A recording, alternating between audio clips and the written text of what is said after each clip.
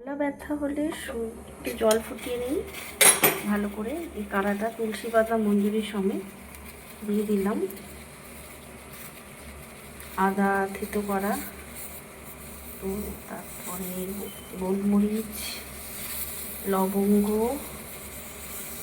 আর একটু সামান্য নুন দিয়ে ফুটিয়ে নিই ভালো করে। এটা তো আমি খাই। ফুটিয়ে নিয়ে এবারে 10 মিনিট ফোটানোর পরে এবারে সুন্দর করে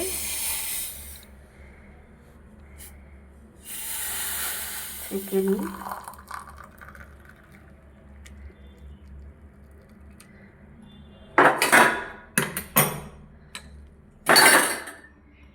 এই যে এই 1 কাপ কাঢ়া খেলে গলায় আরামও পাওয়া যাবে, সর্দিও ভালো হয়ে যাবে।